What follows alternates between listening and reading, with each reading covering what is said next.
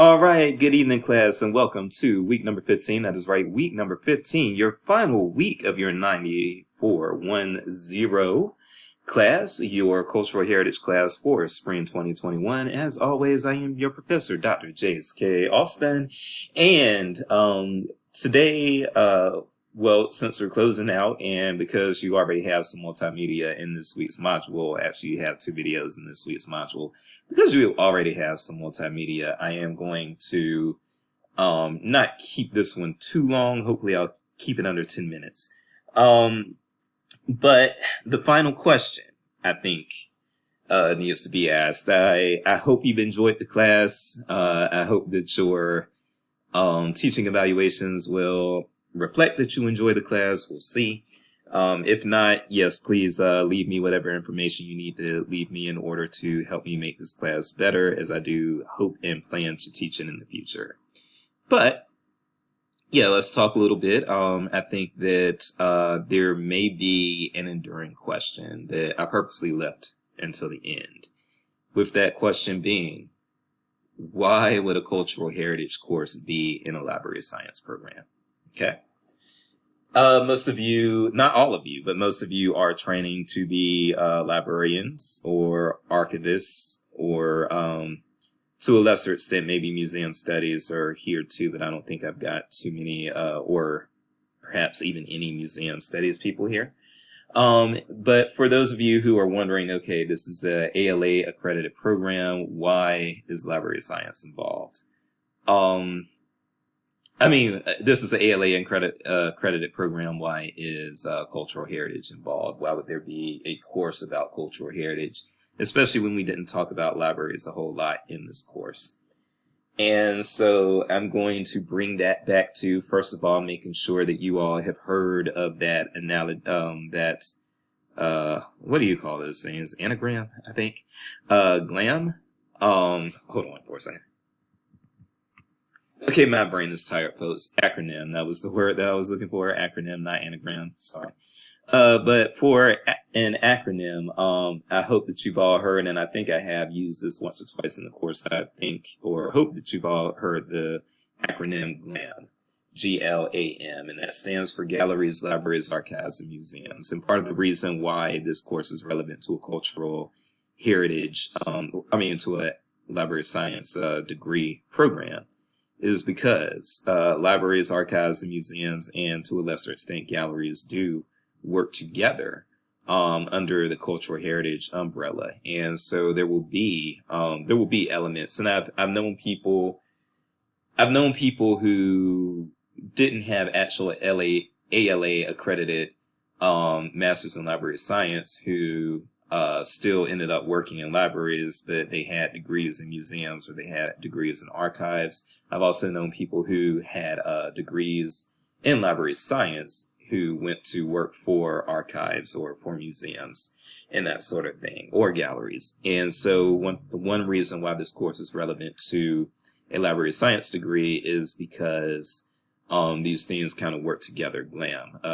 And a lot of times, even when you're working in libraries, you will have archives within the libraries. A lot of times you will have traveling exhibits in libraries. And a lot of times museums will actually have library components to them. So these things all intertwine. But another reason is because when we talk about community building, and this can be for the public library or for the academic library, a lot of times when we talk about building communities, we are identifying cultural heritage or heritage elements within a community.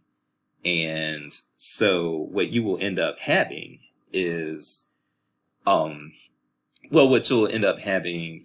libraries that specifically do partnerships with other heritage resources within a community in order to actually enhance the knowledge or preserve the knowledge or preserve heritage within that community.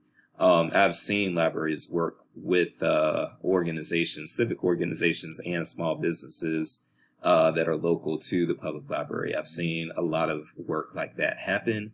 I've seen libraries, have a hand. This needs to grow. Actually, there needs to be more of this, and I'm hoping that this course can be a catalyst for that.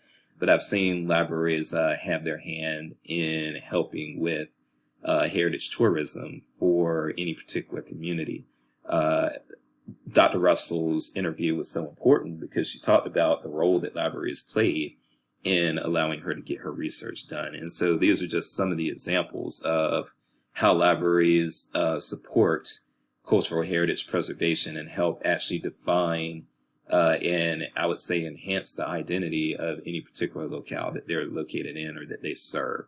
So, and again, this can be public or academic libraries. I think we think mostly about the public libraries when we think about this, but even in academic libraries, a lot of times academic libraries host traveling exhibits, and a lot of times academic libraries can actually center programming around cultural heritage within the past of the university, or they can center programming or have guest speakers who are, they can have like a professor on campus do a book talk or something of that nature and invite the community and things like that. There is a lot of collaboration that libraries can do with other entities in the heritage realm.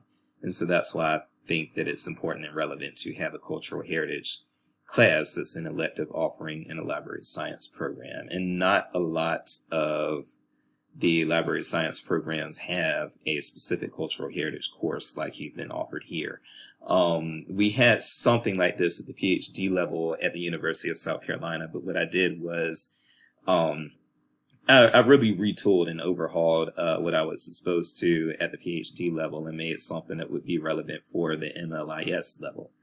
And so, I definitely think that this is also, I would mention that, commemoration and who should be commemorated and how, this has taken particular relevance in the library field as well. So these sorts of things matter and they are important to library science. And so that's why I feel that we needed to offer this course. And, I'm thinking that more programs will probably offer cultural heritage electives as they try to diversify and branch out.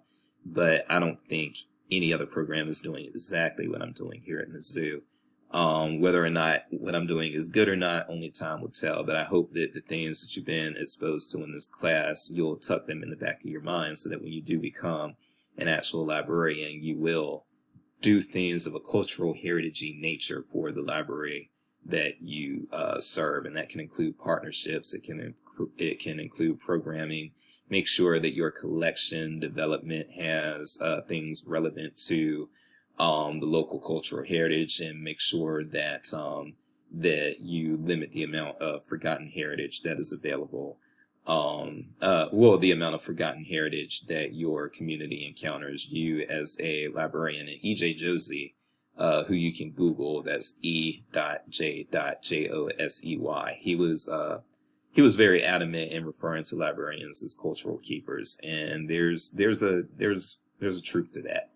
But it will take you all probably thinking outside of the box a little bit and forming partnerships and doing innovative things. But libraries can be there and be on the front line as far as preservation and access to cultural heritage. And so I wanted to get your brains going with that.